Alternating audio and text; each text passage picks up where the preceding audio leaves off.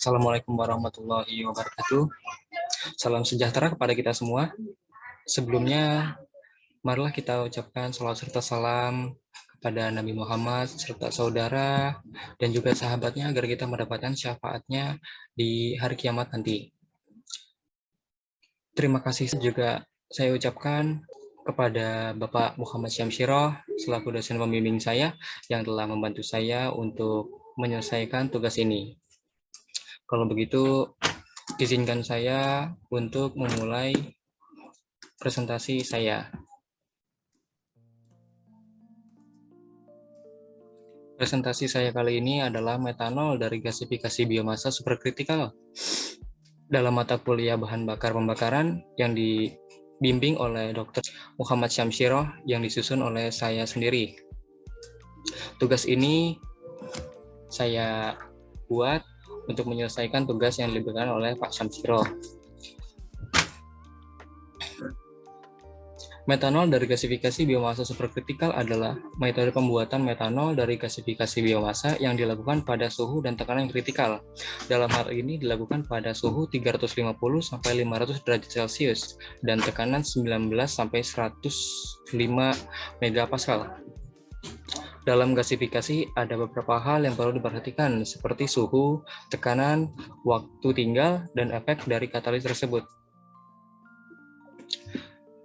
Metode dalam pembuatan metanol dengan superkritikal memerlukan sumber daya manusia dan peralatan yang mumpuni.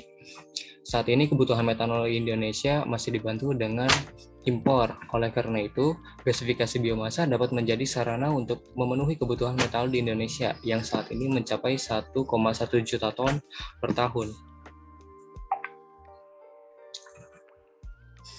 Metanol juga dikenal sebagai metil alkohol, wood alkohol atau spiritus yang merupakan bentuk alkohol paling sederhana. Pada keadaan atmosfer, metanol berbentuk cairan yang ringan, mudah menguap, tidak berwarna, mudah terbakar, dan beracun. Metanol sebagai bahan bakar sangat memiliki kegunaan yang melimpah. Karena sifat pembakaran yang lebih sempurna dari bahan bakar lain, bukan hanya sebagai bahan bakar, metanol juga berfungsi sebagai bahan utama untuk bahan lain. Sekitar 40% metanol yang ada diubah menjadi formaldehid, yang dari sana akan dihasilkan berbagai macam bentuk seperti plastik, polywood, cat, dan tekstil. Saat ini penggunaan metanol di Indonesia sudah sangat umum. Tercatat bahwa kebutuhan metanol di Indonesia mencapai angka 1,1 juta ton per tahun. Produksi metanol bisa didapat dengan beberapa cara, yaitu dari gas alam yang berupa metana, atau jika gas alam tidak tersedia, maka gas petroleum ringan, gasifikasi batu bara, atau biogas juga dapat digunakan. Biomasa sendiri mudah dicari dan ditemukan dalam jumlah banyak di Indonesia, yang merupakan negara agraris.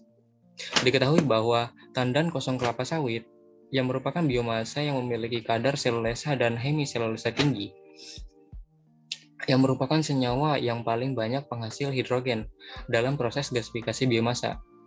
Melihat kondisi tersebut, potensi produksi metanol dari gasifikasi biomasa menjadi sangat memungkinkan. Potensi bahan bakar metanol di Indonesia. Saat ini metanol sebagai bahan bakar di Indonesia digunakan sebagai bahan baku metanolisis untuk menghasilkan biodiesel. Di sini saya mempunyai gambar sebaran metanol dan utilasinya. Secara global, produk akhir dari metanol sangat beragam, yang terdiri dari formaldehid sebanyak 35%, yang biasanya digunakan sebagai bahan pengawet dan bahan pelapis furnitur dan kayu. Kemudian MTBE adalah metil tetrilbutil ether yang kerap digunakan sebagai bahan campuran bahan bakar untuk menaikkan angka oktan. Asam asetat 10% sebagai bahan makanan dan pelarut, MMA sebanyak 3%, atau monometil amin dan metilamines 2% yang dipergunakan sebagai bahan bangunan. Metanol juga kerap digunakan sebagai bahan bakar yang bersih tanpa penghasil polutan yang tinggi, yang sebanyak 8%. Selain itu, terdapat penggunaan lain seperti pelarut, gen, dan lain-lain.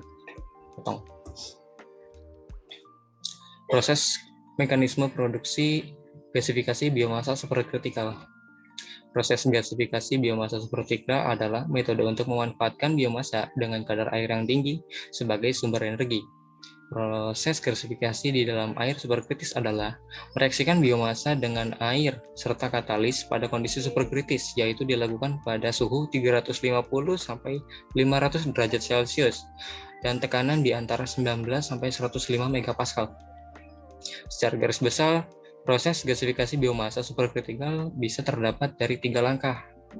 Yang langkah pertama adalah mengkonversikan bahan baku yang berupa biomasa menjadi gas sintesis yang terdiri dari CO, CO2, H2O, dan H2.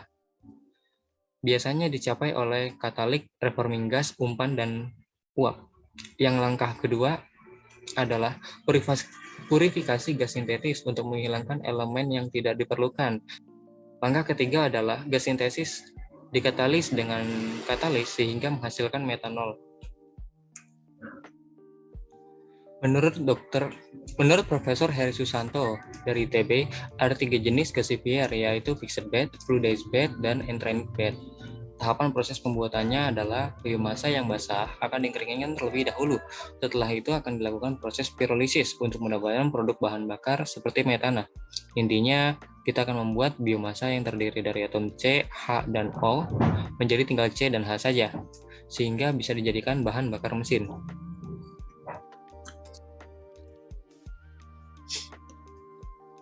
Berikut adalah alur dari pembuatan metanol dari gasifikasi biomasa. Mula-mula biomasa dipirolisis untuk menghasilkan gas sintesis.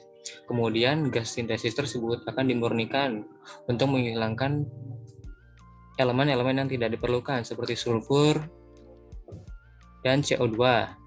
Kemudian gas sintesis tersebut akan diubah menjadi metanol dengan disintesis menggunakan katalis seperti KOH. Performa proses gasifikasi biomasa superkritikal. Pada proses gasifikasi superkritikal, proses terjadi pada tekanan dan suhu tinggi. Hal tersebut akan sangat mempengaruhi efisiensi dari proses gasifikasi. Suhu menunjukkan efek signifikan pada proses supercritical water gasification, terutama ketika tidak ada catalytic converter atau katalis yang kurang efektif. Terjadi pergeseran kuat dari metana menuju hidrogen dan karbon dioksida setelah meningkatkan suhu. Suhu yang lebih tinggi mendukung produksi hidrogen. Dari hasil observasi, laju reaksi radikal bebas berkurang dikarenakan adanya tekanan, sedangkan reaksi ionik meningkat dengan tekanan karena produk ionik dalam kepadatan yang lebih tinggi. Tekanan tinggi mendorong perubahan reaksi uap, tetapi mengurangi laju reaksi dekomposisi. Gasifikasi pada suhu superkritis tinggi dilakukan dalam kisaran 500-700 derajat Celcius dengan atau tanpa katalis, dan terutama menghasilkan hidrogen yang lebih besar. Berikut adalah grafik percobaan gasifikasi biomasa menggunakan suhu yang berbeda terhadap penambahan air. Dari grafik produksi gas hidrogen tandang kosong terhadap penambahan air pada gasifikasi di suhu 400 derajat menunjukkan bahwa produksi gas hidrogen dan metana semakin bertambah seiring penambahan air. Itu menunjukkan bahwa gasifikasi pada suhu tinggi akan menghasilkan metanol yang lebih banyak juga. Berikut adalah potensi aplikasi gasifikasi biomasa superkritikal di Indonesia.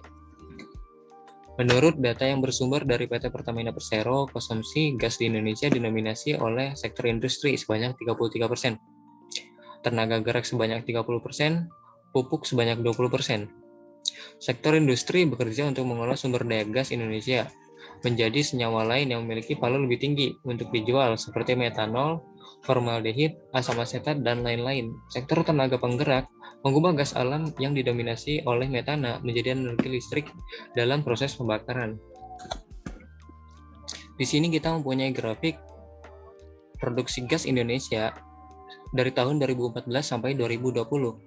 terlihat bahwa produksi gas Indonesia dari tahun 2016 sampai 2020 mengalami penurunan yang cukup signifikan.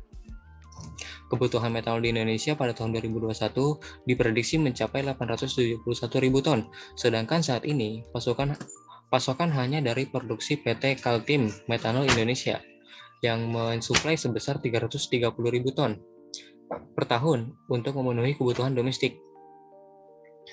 Menperin memastikan bahwa Teluk Bintuni mempunyai prospek yang cukup besar untuk pembangunan di wilayah industri karena memiliki sumber daya alam potensial. Wilayah Teluk Bintuni diperkirakan terdapat cadangan gas bumi yang mencapai 23,7 triliun kaki kubik. Rencana ini sangat memungkinkan akan digunakannya gasifikasi biomasa superkritikal yang memikirkan sumber daya manusia dan sumber daya alam yang tersedia. Kesimpulannya adalah, gas alam memiliki potensi yang besar apabila kita bisa memanfaatkannya menjadi senyawa yang memiliki nilai tambah yang lebih tinggi, yaitu metanol. Sudah tidak asing lagi bahwa metanol merupakan senyawa yang memiliki banyak sekali produk turunan yang dibutuhkan di berbagai sektor industri, sehingga metanol cukup fleksibel dalam mengikuti kebutuhan pasar. Selain itu, didukung dengan setidaknya 2 data yang berasal dari Methanol Institute dan Data Bridge Market Research, kebutuhan metanol di dunia diprediksi akan terus meningkat. Di tengah penurunan kebutuhan bisnis dan energi yang mengakibatkan penurunan lifting gas di Indonesia, produksi senyawa metanol bisa menjadi solusi yang menjanjikan untuk potensi rebound Indonesia setelah pandemi COVID-19 selesai. Gasifikasi biomasa superkritikal dapat meningkatkan efisiensi pada gasifikasi pada tekanan dan suhu yang rendah. Tingginya akan kebutuhan metanol di Indonesia bisa membuat prospek untuk membuat pabrik metanol yang sangat baik. Biomasa yang bisa didapat dari kelapa sawit, yang merupakan biomasa yang memiliki kadar selulesa dan hemiselulesa tinggi, menjadikannya sumber bahan untuk gasifikasi biomasa yang sangat baik. Melihat banyak daerah di Indonesia yang memiliki ladang sawit yang luas, potensi gasifikasi sawit sebagai biomasa untuk metanol sangat tinggi.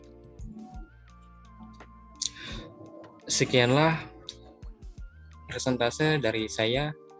Mohon maaf bila ada kekurangannya. Terima kasih kepada Bapak Muhammad Syamsiro. Assalamualaikum warahmatullahi wabarakatuh.